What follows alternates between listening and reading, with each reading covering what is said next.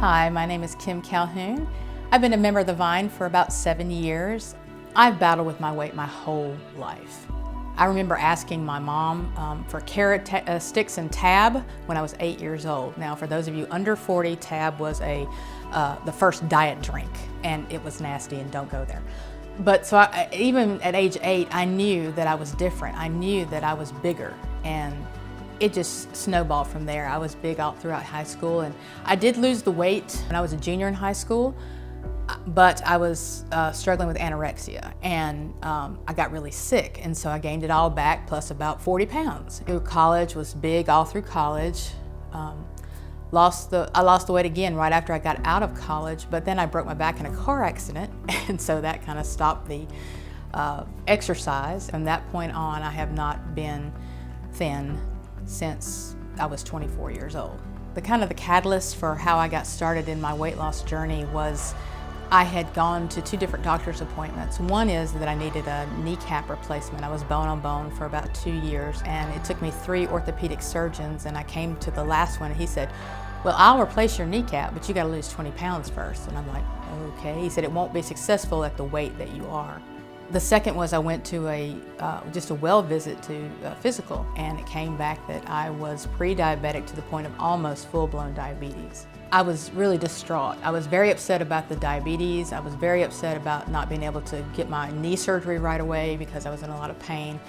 And so finally I just decided I'm gonna get on my face before God. I couldn't get on my knees because my knees hurt too bad. So I was on my face, prostrate before God in my closet.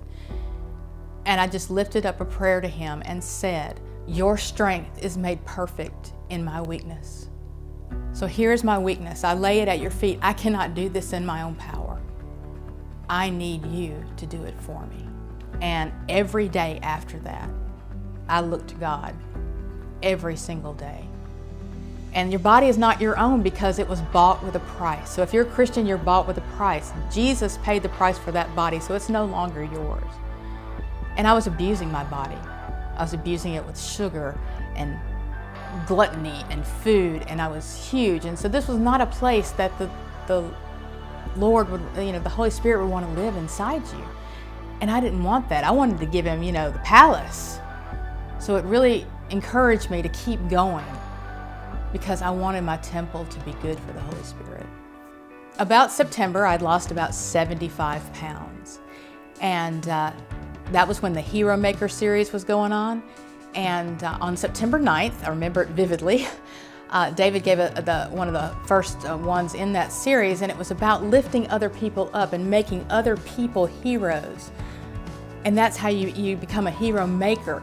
And so I had been talking with a lot of friends, and they were interested in what I was doing, and I was sending them little emails about how I got started. And so people were all the time telling me, you need to do this. Well, when we got to that Hero Maker sermon, I felt like that God had David write that just for me.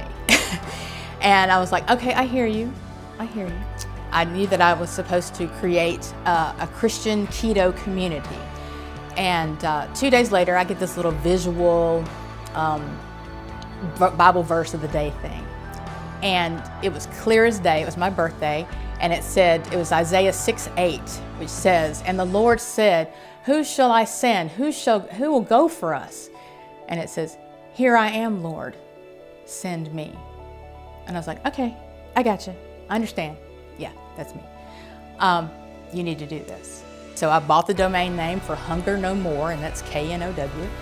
And I created a Facebook group, and I invited all the people that had come to me for help and said, come to my board, I'm gonna put all this in there. I want them to know how I got from point A to point B. It was not because of a diet. It was not because of an exercise program. It was because I'd laid my stronghold at the feet of Jesus.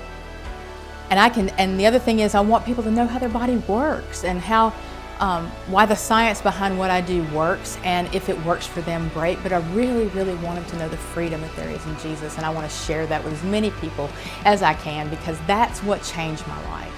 That's what made me a better Christian. That's what made me a stronger person and somebody that's not addicted to food and not obese. And you can have that freedom.